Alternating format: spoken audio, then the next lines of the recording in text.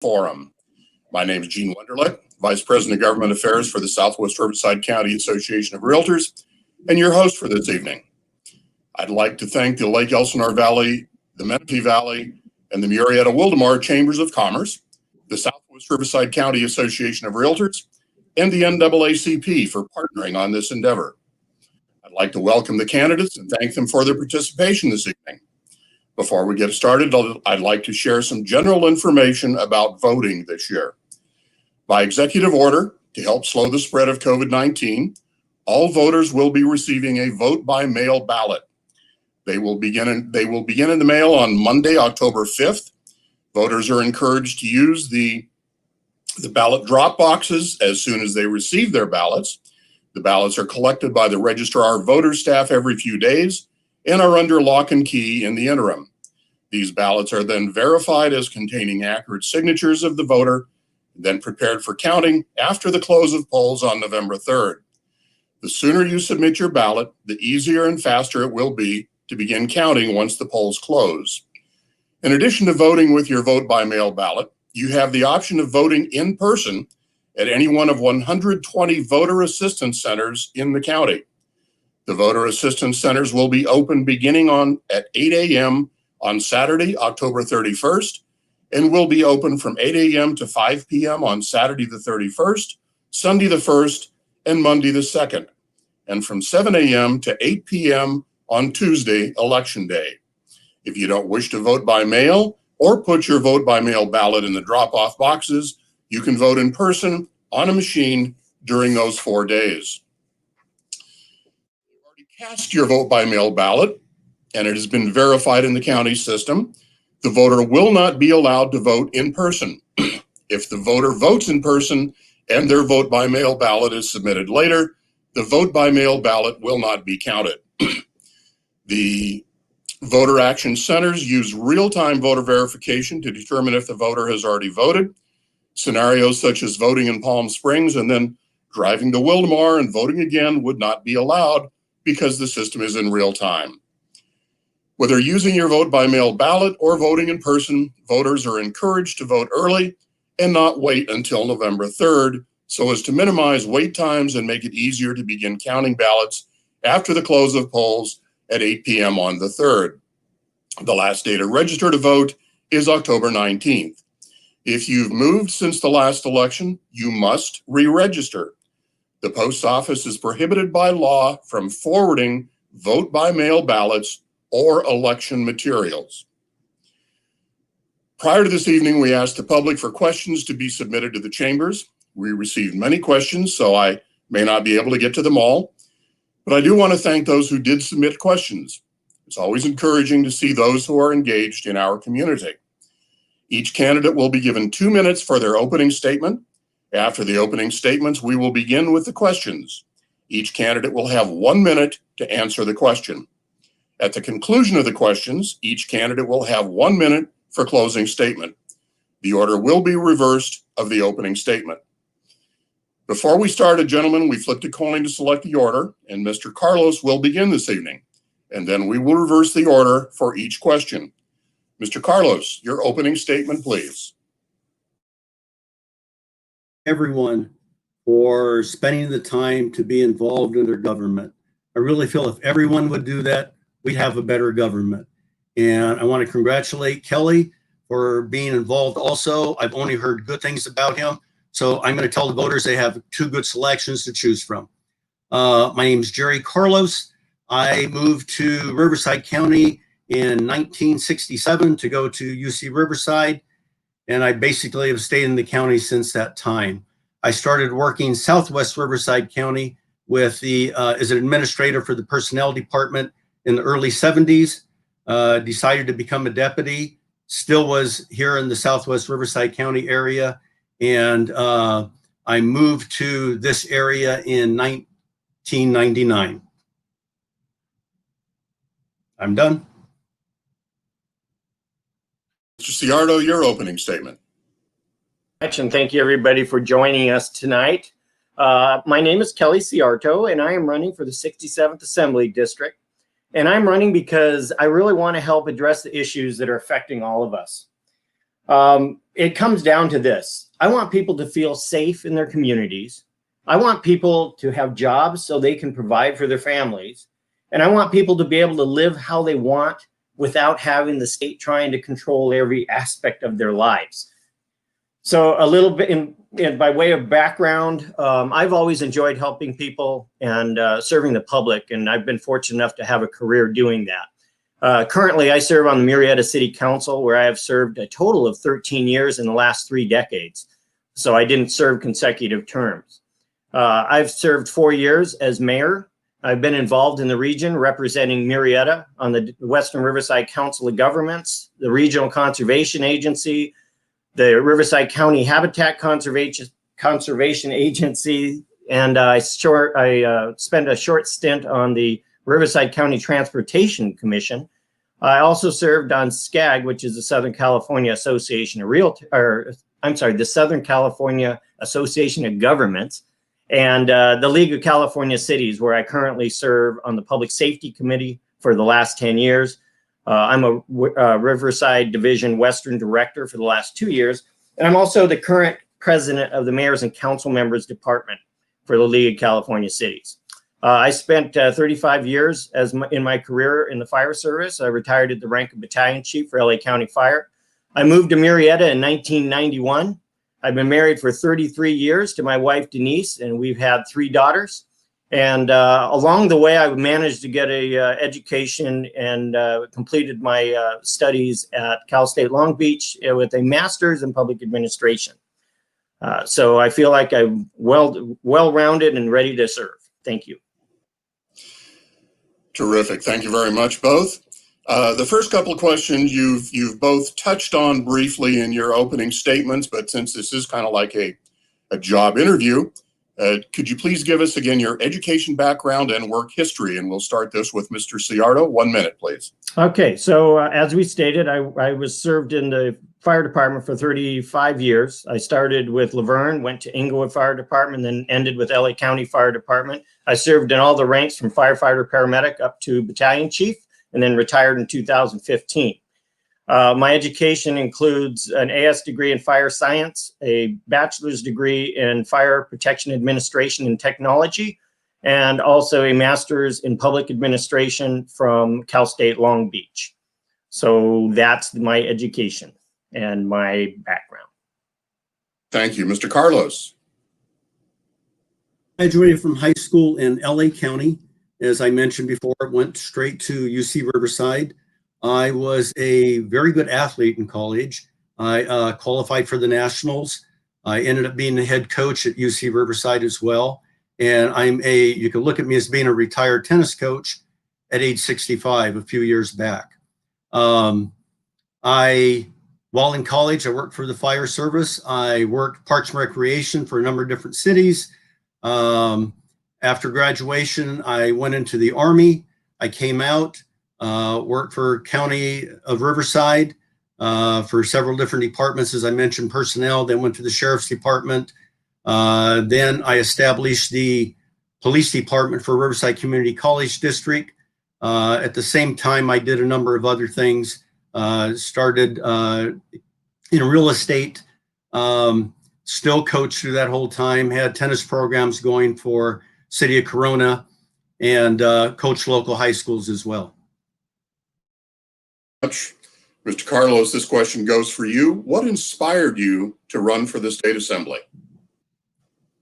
I love this state. I really do. And what Kelly said is really right on. I was born here. I thought it was an incredible state. It's given me incredible opportunity. I got to go to a UC. My sister went to UCLA, and basically it was super low priced. And that's the beginning of anybody's potential for success, is a great education. What I see now is help that is needed in Sacramento.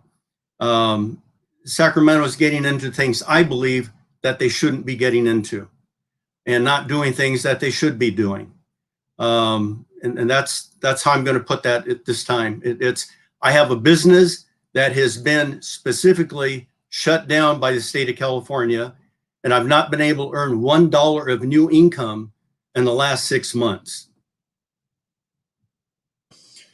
Thank you. Mr. Seyarto, what inspired you to run? Well, being a public official, I'm acutely aware of the impact that the decisions that legislators are making on our communities. And it is frustrating to have to tell constituents that we don't have control over things, just like this whole COVID issue. People are frustrated. They want us to do something, and yet the control comes from California. And like Jerry had said, the state seems to want to control everything, and they don't need to. What we need is to allow cities to help control, because that's where people have the best access to their officials and their representatives.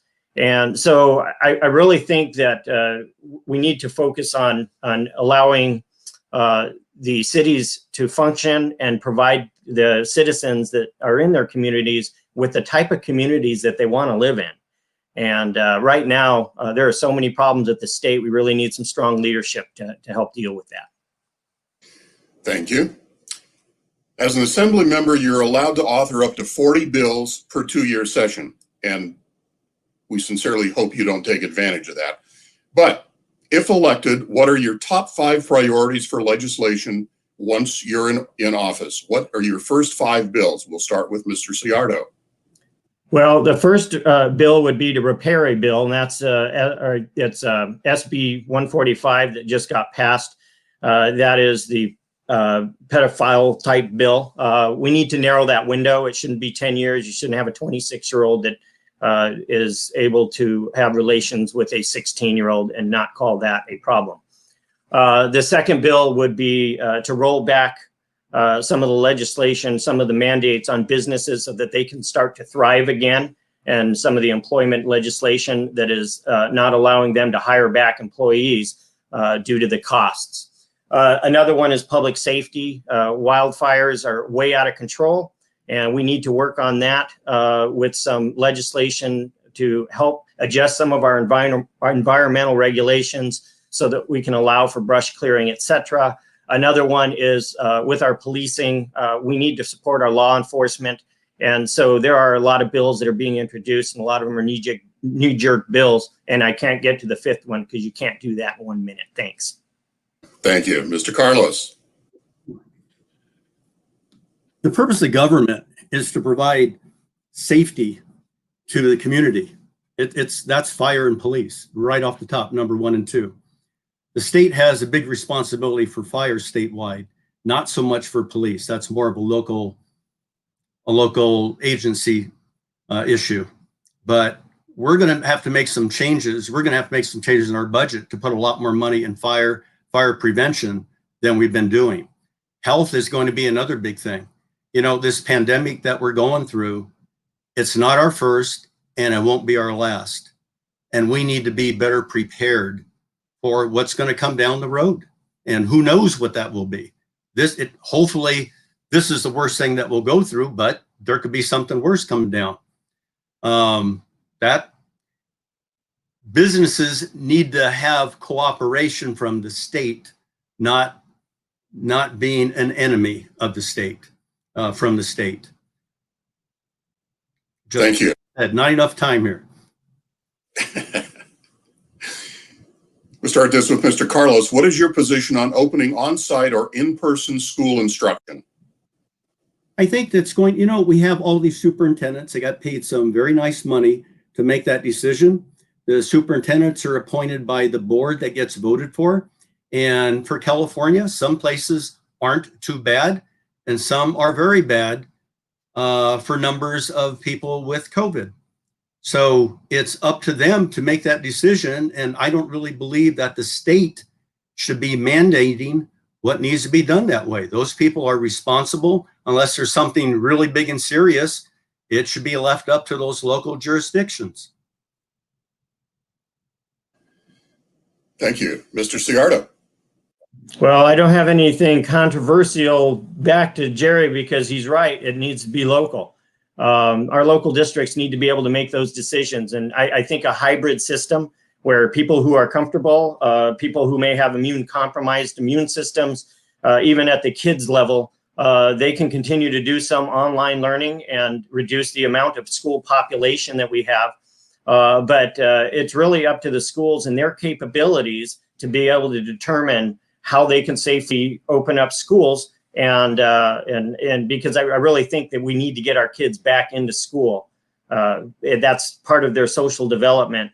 And it's having a big effect on a lot of the kids out here.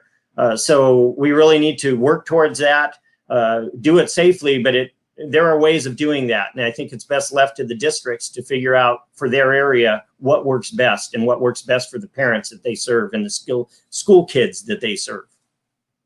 Thank you. Next question goes to Mr. Seyarto first. What is your position on opening up the economy and getting businesses back open, especially our small businesses that have been devastated by this extended lockdown?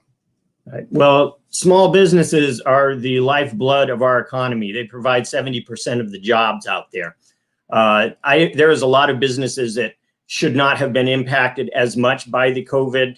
But unfortunately, COVID came during a political firestorm, basically. So a lot of the decisions that were made were political. And when that happens, you don't have the trust of the public with what you're trying to accomplish. COVID is real. There are people out there that have died that I know, prominent people in our communities. So it's not something to be ignored, but it's something that we need to be able to trust the public to be able to do the things that they need to do to protect themselves without overdoing it with mandated closures of a lot of businesses that really don't have the capacity to have overcrowding and some of the things that cause the spread of COVID. So I think we did a lot of damage that we shouldn't have done. And I think we need to get ourselves opened back up so we can get the economy rolling and still be safe. Thanks. Mr. Carlos. Whatever's happened in the past is what's happening and what are we doing from this point? And this point to me is we need to open up as much as we can, as safely as we can, so we don't have to take steps backwards anymore. That was the killer for restaurants the first time that we did this. So like Kelly said again, and I'm going to say a lot of things I agree with him on, you know, we have to get we being government has to get the trust of the public. Public has to trust what government is saying, what our scientists are saying, and move forward together so that we don't take steps backwards. And, you know, my business deals with landlords and tenants. My landlords are getting killed right now. I mean, murdered financially. And we've got to figure out some ways of making this better than legislation that we've come up with so far. Thank you. The next question goes to Mr. Carlos first. What can the state do, if anything, to expedite childcare licensing due to a limited supply because of COVID? A limited supply of childcare licensing and licensing facilities, or licensed facilities. Okay. So a limited supply of facilities, not a limited supply of inspectors to go see if they're worthy of being. Right. Okay. Okay. Right. Well, once again, as I mentioned, I worked with landlord tenants. One of my landlords manages a childcare facility in Corona area, and that tenant is behind $200,000 in rent right now. And this facility is closed. My landlord is going bankrupt. The tenant is going bankrupt because to begin with, they couldn't even operate. So what do we do about that? I'm just going to have to look at that further to figure out what we can do, because we haven't been in that particular situation, haven't been able to do anything. Thank you. Mr. Seyarto. So childcare and early childhood education kind of go hand in hand, and they're both critical, especially right now.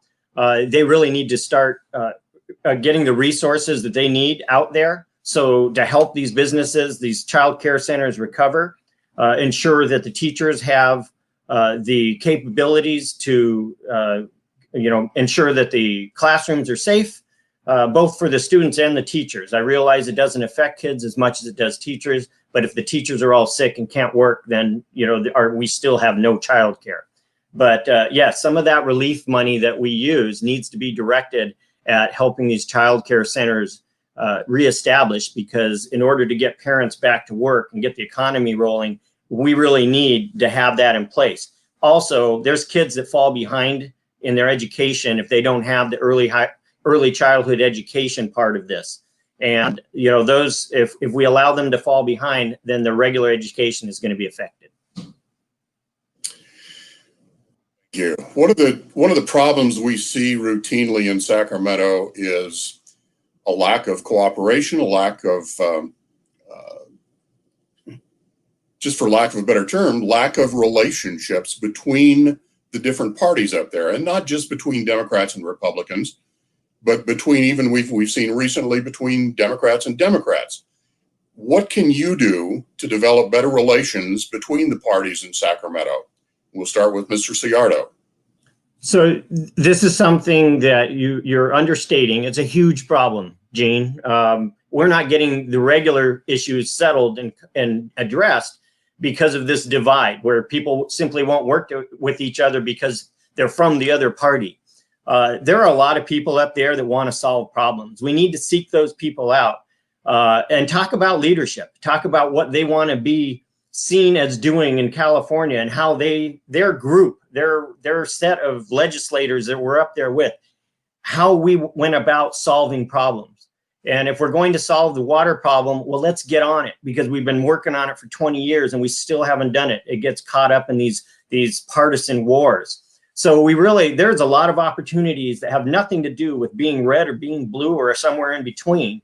We need to get in there, establish some things that we can do to solve the problems, and then get those things implemented. That's where we should be making legislation to help implement those. Thank you, Mr. Carlos. The former holder of this position that Kelly and I seek made the comment of Democrats don't listen to Republicans. The Democrats have a supermajority, and I believe there are about 30 committees in the state assembly. Every single one of those committees is headed by a Democrat. In some instances, even the vice chair is a Democrat. I really think it will be easier for a Democrat to go in and try and make some changes and get people within that same party to listen, rather than an outsider. Because the way it seems to be going now is, in Sacramento, Republicans, like Ms. Melinda said, aren't listened to. Thank you. Next question, we'll start with Mr. Carlos. Who or what is to blame for the wildfires that have devastated California in recent years? And if elected, what would you do to prevent future wildfires, aid firefighting efforts, and or help those affected by wildfires? Mr. Carlos. Well, I joked with somebody earlier, we can never blame God for anything. It would be nice to have a lot more rain. That would take care of one issue. It would be nice not to have lightning start fires. And a lot of fires are started by lightning. We have a state forestry agency, we have a federal one, and evidently they don't work as well together as they should. And naturally, we have all the local municipal fire departments around too. I was familiar with agencies depending on each other, since I was a teenager, and I know how they work, and we always worked well together. So we need to continue that. We have federal fire science labs, ones that over at UC Riverside are next to it anyway. And we can listen better to what they're suggesting. There are lots of things to do, not build houses in forests, national forests, not build them at the edge of those forests. And I'm out of time. That's a long question for 1 minute answer. But thank you. Thank you for trying. Mr. Seyarto.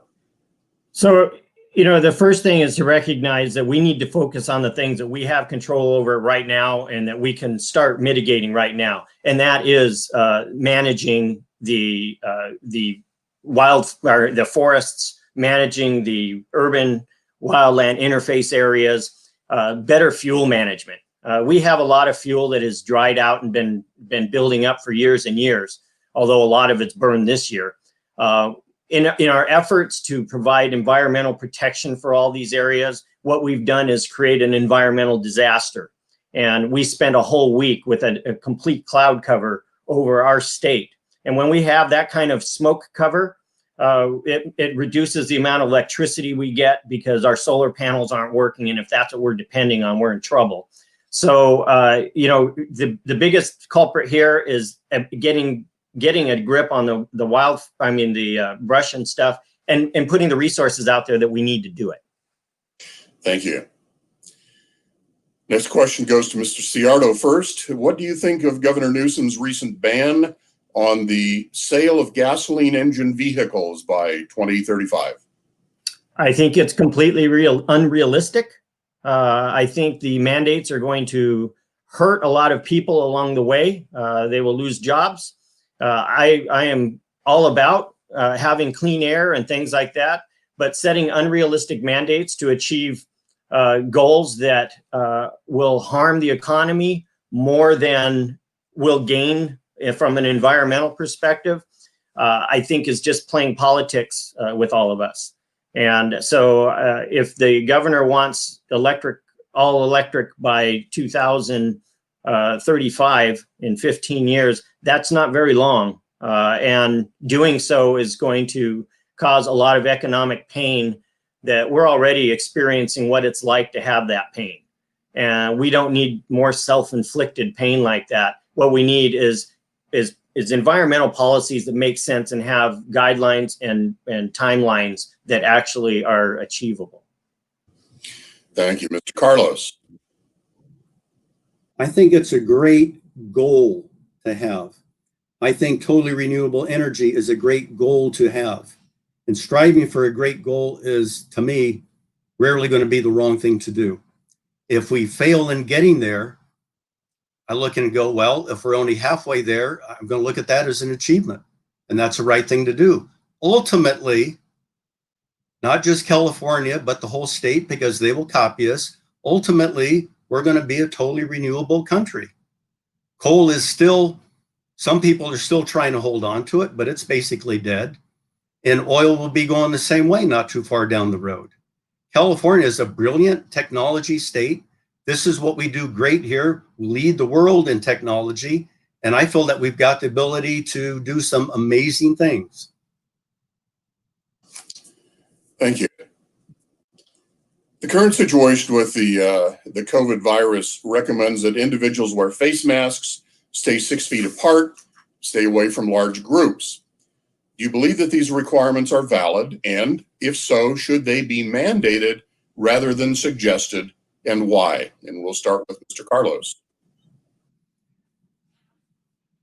Right after the primary, my mother-in-law died, and she was in a care home, and she had a fever.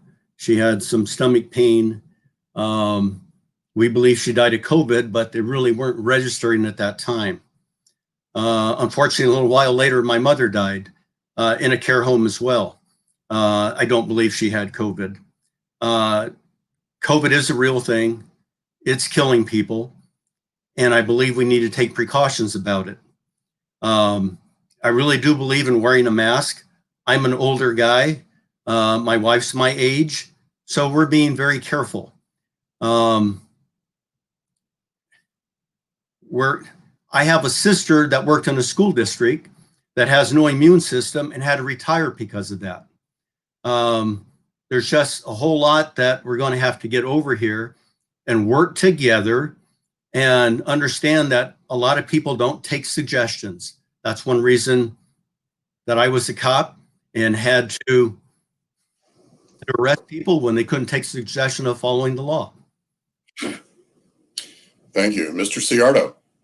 So the worst way to get people in the United States to comply with something is to mandate it. What people need to do, especially in a country that is used to the freedoms that we enjoy, is we need to get the real information from the people that know it.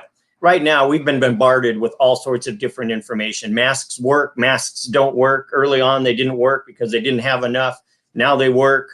But, if people are given the information about how a virus spreads, what the effects are if you get it, how you can help, how you can make somebody else get it, or cause somebody else to get it, I think people will be careful where they need to be careful. And, they'll, be more relaxed when there's no chance of them getting the virus. Like when we're walking our dog.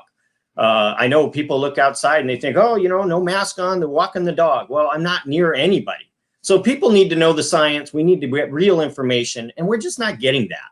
And so I'm against the whole mandates. And I think people need to be well informed, and they're allowed to do what they need to do to keep themselves safe. Sorry for going over. Thank you. Next question. We understand that the Affordable Care Act is not under the auspices of the state legislature. However, there have been efforts in recent years to expand a similar single-payer healthcare system within the state. What is your position on a state-mandated single-payer healthcare system? We'll start with Mr. Seyarto. So I'm not in favor of state-mandated anything, pretty much. I think the system that we need to look at is a combination of systems that allow people the free choice and allow the free market to work for most of the healthcare. And then also we have a safety net for those people that can't access the healthcare through these other means, through the private industry side. A lot of the private industry side is achieved through employers who are able to participate in lower cost, group insurance like they have in the past. Competition between hospitals, etc. The single payer system will actually cause most likely a deterioration in the level of medical care that everybody gets. And there's no guarantees that the price for single payer is so far doesn't work very well. The attempts to reform have resulted in increased costs. So people can't even afford it. And so they take the hit on their taxes. I know, I've seen it. Thank you. Mr. Carlos. I've been paying for medical care for myself since I was a teenager. And what I get bothered about is a 28-year-old driving around in a nice BMW saying, I don't need to pay for health care because I'm healthy and nothing happens to me. And then they have an accident and they cost the county $500,000. That's what bothers me. When we don't make a mandate that you have to be covered, you have to pay for your coverage, then a lot of people won't. The problem that we have is that really everybody is covered. We don't allow people to fall by the curb and not take care of them. Homeless or not, whatever else, we spend a lot of money on that. And I don't think it's too much to ask for people that are capable of paying that they pay something. Thank you. You're both seeking to represent several communities in the Riverside County area. Over the past few sessions in Sacramento, we've seen efforts to mandate female/minority membership on corporate boards and require ethnic studies in our schools. Do you have any plans to improve the minority representation in the school districts in the area you will be representing? We'll start with Mr. Carlos. Do I have a plan to improve minority representation in the school districts? Yes. Are you referring to students, to faculty, to staff? What are you referring to? It just says in the school districts. I would suspect that would refer to the administration and the board membership within the school districts. Board membership is voted on. I don't see that you're going to pass any laws to mandate any change to that, as it should be voted on. And that board, as I mentioned earlier, is going to select their superintendent. That's my full answer on that one. Okay, thank you. Mr. Seyarto. Well, the board membership was indeed a bill. In fact, I thought it was sitting on the governor's desk waiting to be signed. Was that true, Gene? You're the guy. But anyway, I think that's just state overreach into private corporation and business. And they have no business doing that. That being said, there are tremendous strides that can be made working with the school districts, the Riverside County Office of Education, and coordinating with all the districts within the 67th District Assembly District to be able to address some of the issues that are being caused by some of the the racial strife and some of the inequities that people are perceiving and also feeling. And so there's lots of room to be able to work with everybody. From the assembly standpoint, I'm there to support these efforts, and I'd be happy to work with all the different superintendents to be able to support programs that they come up with to address some of the issues that people are having. Thank you. Recently, the Southwest California Legislative Council evaluated a number of the ballot propositions that we will see right next to your names on the November ballot. These are measures that have to do with our business community. And so my next series of questions will revolve around these particular propositions. I'll ask for your position and why on the various ballot propositions. So we'll start with Mr. Seyarto, Proposition 15, the Split Roll Tax Initiative. Okay, so the Split Roll Tax Initiative is being sold as bringing money into communities and schools by way of a $12.5 billion tax increases on supposedly large businesses or larger businesses. The problem is small businesses rent and lease from large businesses. And if you're going to reassess them at current market value instead of what they were market valued, they were valued at when the purchase price was done, what you're going to wind up doing is doubling or tripling their rent prices in order to make up for that. That'll drive businesses and jobs right out of the state. We're already the highest tax state around. So I am adamantly opposed to it. There are other ways. And the other part of that is this. They'll add to $12.5 billion because it's property tax into one end, but they will take the funding that comes from the general fund of the state of California through your sales tax and your income tax. They'll take it out that end. So what happens, just like every other time, is we wind up with no increase in funding for the things that we're being told are going to be funded. Thank you. Mr. Carlos? Overall, I'm not a proponent of any propositions, and for a number of reasons. Oftentimes, they're not done properly to begin with. They go to court, and they end up getting eliminated anyway. It's the job of the state legislatures to make laws that apply to the state. And if our legislators can't do it, then we need to get different legislators. That's really the issue I see with propositions going on. We spend fortunes supporting them, fighting them, and then, as I said, then sending them to court to see if they're any good or not. When a law comes out of Sacramento, usually it's legally correct. Might not be something we like. In the case of Proposition 15, as I mentioned before, landlords are my clients.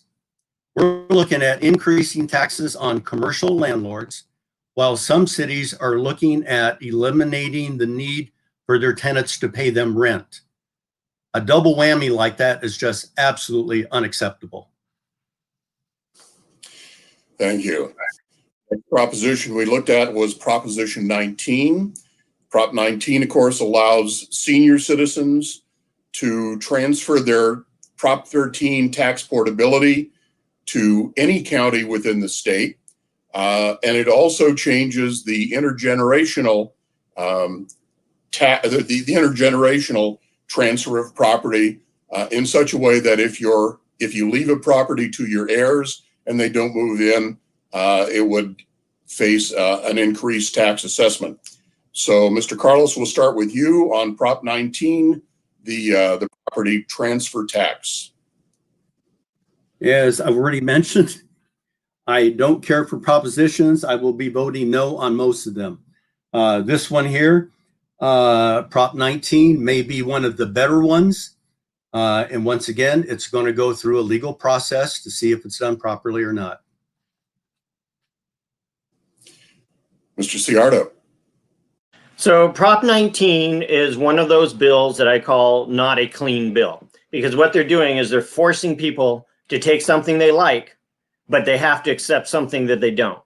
And the part where they can extend the property assessment, or you can take that with you, the transportability of your property taxes for seniors with you, currently covers like 10 counties. Counties can make that decision if they want. The other part of it is the part that stings. And that's the part where you have a loved one that dies, they have property, and you're going to reassess that property right away to a higher amount. If it's a legacy home or something like that, they're going to be forced to sell that in many cases because they've had those properties for so long. In a lot of other cases, they're going to sell it anyway. And so it will revert itself back up. We don't need a law we don't need a proposition that pits one side that's good against something they don't like. I want clean bills, clean propositions. Thank you. Next one up is Prop 20, criminal sentencing charges and DNA collection. We'll start with Mr. Seyarto. So Prop 20 was born because there were several propositions that came out, AB 109, Prop 47, and Prop 57 that lessened. The whole effort there was to reduce the population of people that are incarcerated. And that's not the way to do it and keep our people safe. Anything to me, I want our people to be safe. I want law-abiding citizens to be able to be safe in their communities. And when we reduce that for the purpose of having not overcrowded jails, to me, there's two parts of this. Keep people that are inflicting pain on or harm to law-abiding citizens away from them. And then we need to figure out what to do about rehabilitation and all these other things that have kind of failed in California for a lot of years. And that's why we have this increased inmate population. Those are problems that shouldn't be, they shouldn't have one problem exacerbate the other problem, which is increasing crime in our communities. So I'm sorry for Prop 20. I am in favor of Prop 20. Mr. Carlos. This is where I'm going to say this doesn't belong as a proposition. This is something that Sacramento needs to get brave about and fix up. There are so many little things in this Prop 20 that I don't even know where to start here. We need to keep the violent offenders separate from the non-violent offenders, even the way we house them in jails and prisons. We don't need to be spending $60,000 or $70,000 a year to have someone in a state prison that forged checks.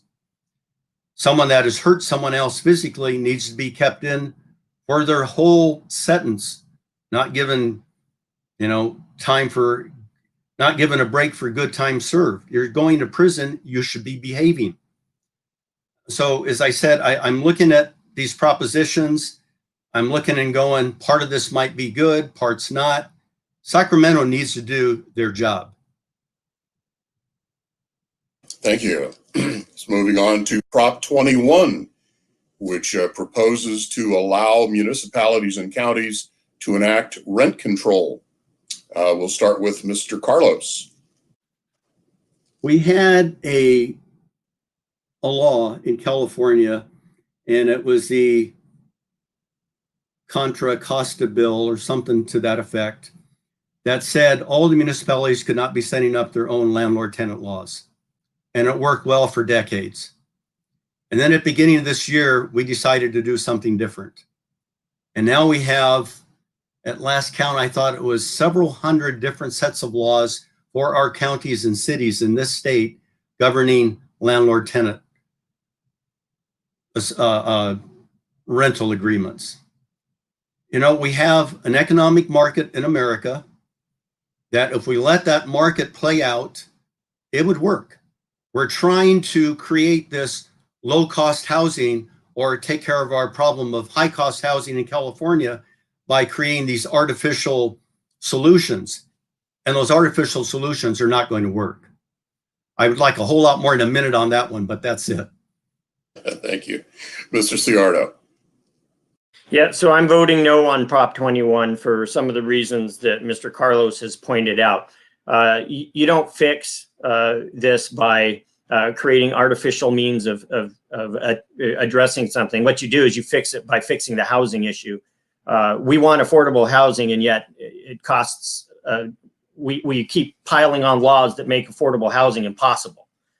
So that's where we should be attacking this problem, because that allows people the market competition to help the supply meet more of the demand, and that'll create the rent control.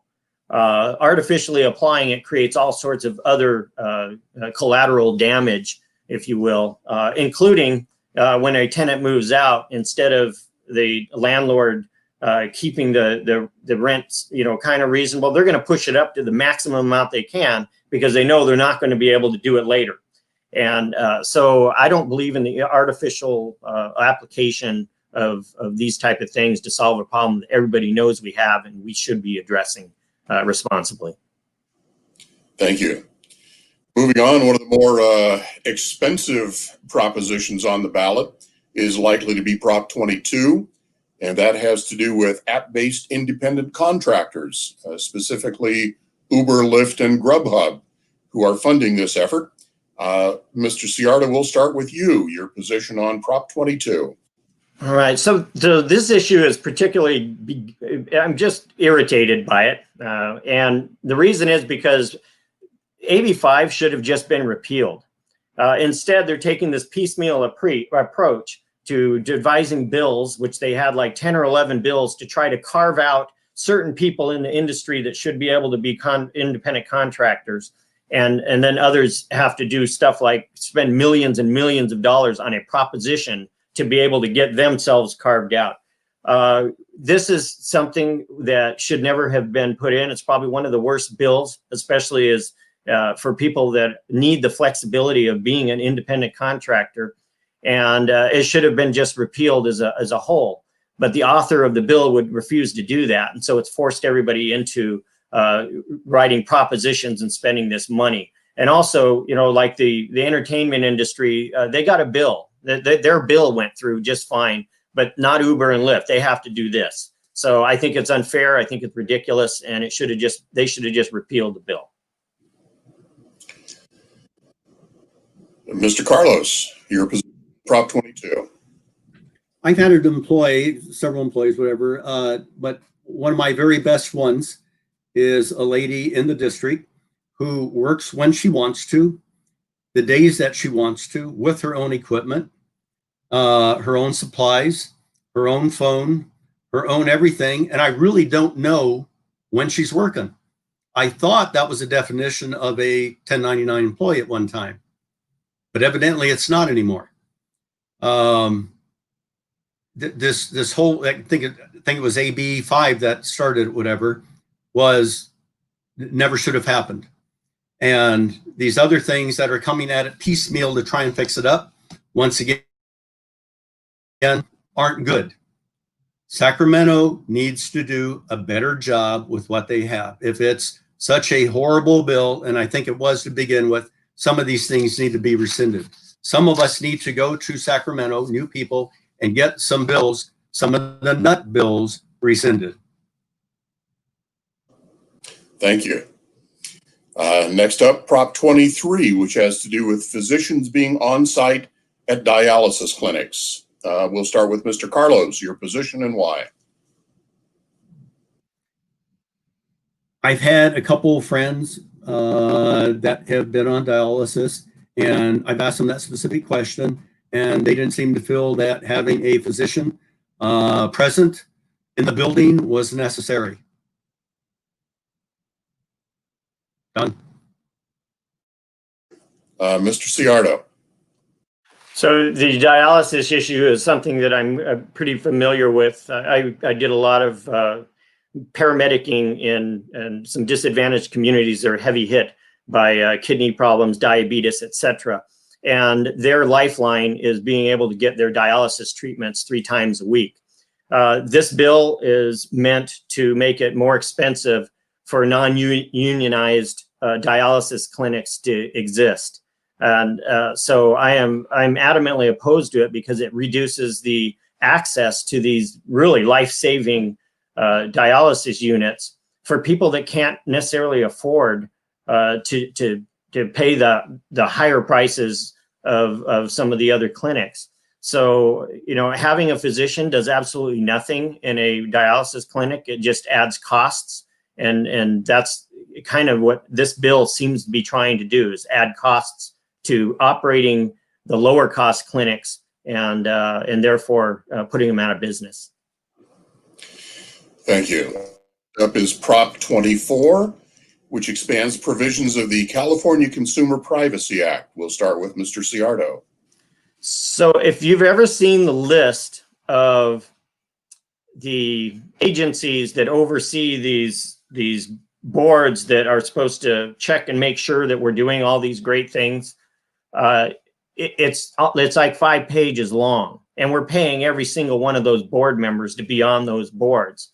And they send people out to try to catch people that are non-compliant with these things. And then that leaves the door open for attorneys that go out and find minor issues and then sue businesses so that they wind up having to pay attorneys' costs. And that's all it's really about. I'm against these. We don't need any more of them. What we need is some common sense, and also to get rid of some of the ones that we have passed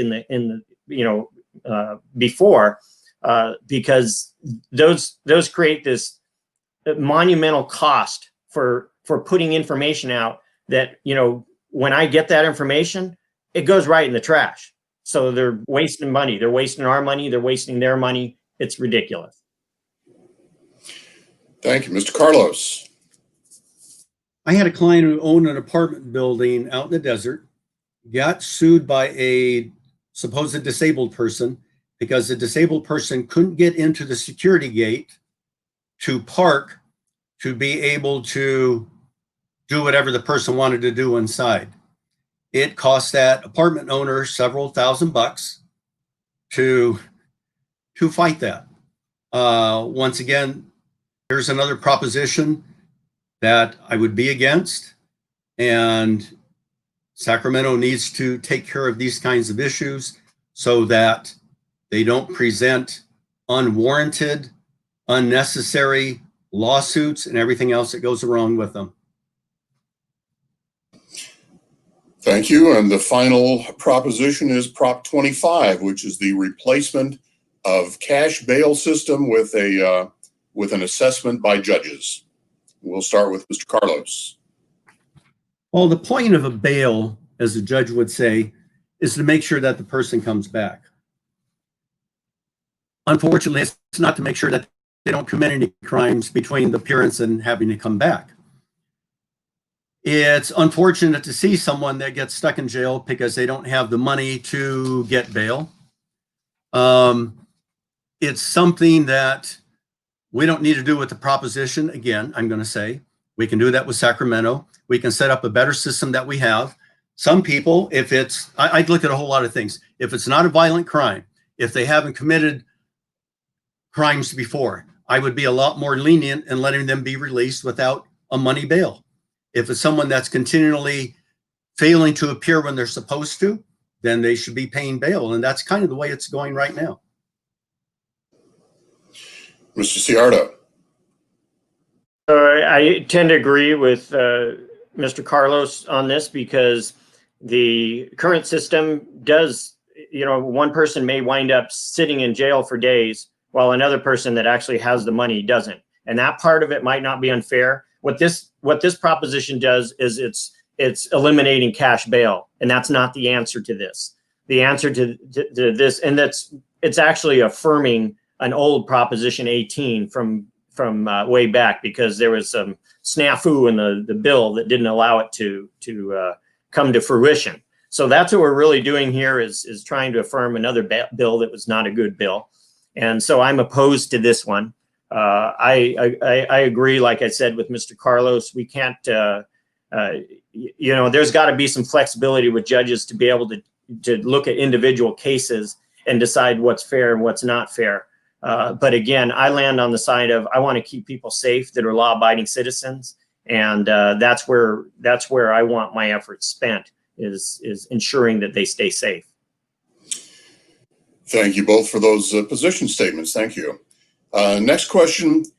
I think at current count, California has in excess of 40 lawsuits against the federal government for a variety of reasons. Do you believe that these lawsuits are by and large justified? Is it political nonsense?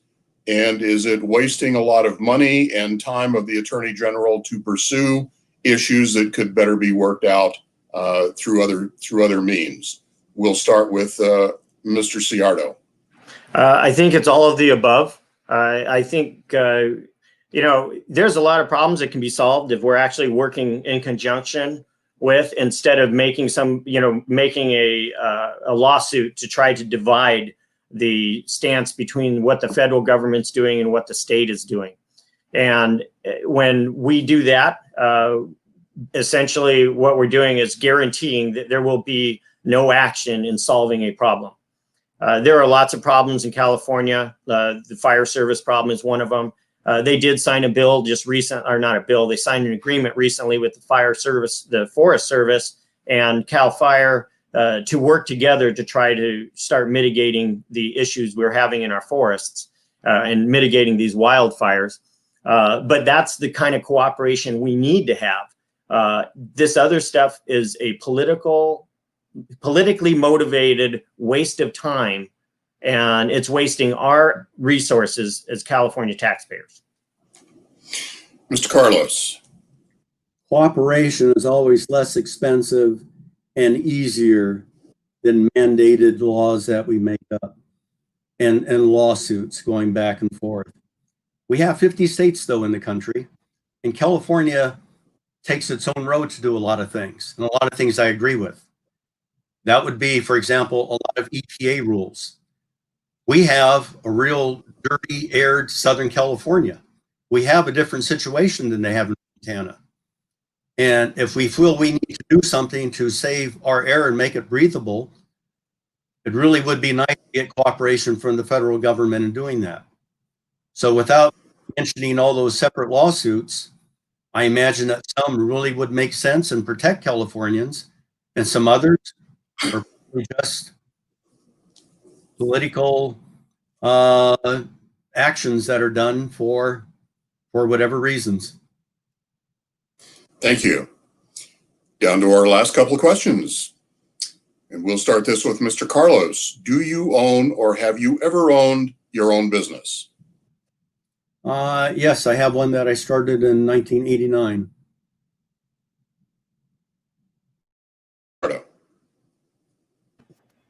You ready for me? So by way of community property in California laws, my wife has a business. It's a tax business, and she's owned that since 1991. And so I am part of that. I'm an unpaid employee, not a private contractor. Stay away from me, Jerry. Just an unpaid employee to help get through tax season when she needs it. Terrific. And the last question, and this one comes from CEO Patrick Ellis. And we'll start this with Mr. Seyarto. Today is the last day to be able to do this. Did you complete your census questionnaire? I completed the census questionnaire the first day it came out because it's really, really important. I realize some people think it's kind of a conspiracy to get more information on you, and but it's not. A lot of our representation really depends on that census, so they can get accurate counts of how many people are in an area. The assembly seat represents approximately 500,000 people, and if we're underrepresented because nobody does their census, we could lose a seat and be put in with somebody else, which dilutes our vote and our ability to solve some of the issues that are right here in the 67th district. So yeah, it's really important to do, and I would hope that everybody has filled out their census by now. Thank you. Mr. Carlos. I didn't fill it out. I assigned that to my wife of 50 years to do that a couple months ago. Terrific. Thank you very much. And that concludes the evening, gentlemen. It's time for your 1-minute closing statements. And since we started with Mr. Carlos, we will start the closing statements with Mr. Seyarto. You have 1 minute. All right. I want to thank the Chamber of Commerce and the NAACP and the SRCAR for sponsoring this. But we have a problem in California, and it's a leadership problem. We want to make houses more affordable, but we make laws that make it more expensive. We want business to come here, but we make it impossible for them to be successful. The number one job of government is to provide for our safety. But in California, we are failing that because of short-sighted legislation. We want to make California more environmentally conscious, but our policies are creating environmental catastrophes. We have an exodus of people who have been taxed to death and are priced right out of California. And we're creating more and more people who depend on the government to help them survive. We wait until we have a drought to start worrying about not having enough water, and we can't do that. Our checks and balances are non-existent in this state. There is no assembly checking the power of the Senate, and neither are checking the power of the governor. So I have the experience, the relentless tenacity, the energy, the willingness, and the passion to be that person that represents the 67th Assembly District, and I ask for your vote so I can go to work. Thank you. Thank you. Mr. Carlos. I want to thank also everyone for sponsoring this event tonight. This is really neat. My campaign motto really is Jerry Carlos for a sensible California. I'd like to be a sensible voice in Sacramento. There are a lot of things that I've been really bothered about lately. And we need to have some sense put in what we're doing. We need to make this a more friendly state for business, more friendly state for people building homes, just a whole lot of things that we can do to make this better. And it would be done with someone that can go in and work with the Democrats that are there that have the supermajority. Thank you very much. This concludes our 67th Assembly District Forum. A little disappointing in that there was no name calling, there was no throwing things at each other, and I didn't have to step up and correct either of you. So there's that. We could have been a little feistier, gentlemen.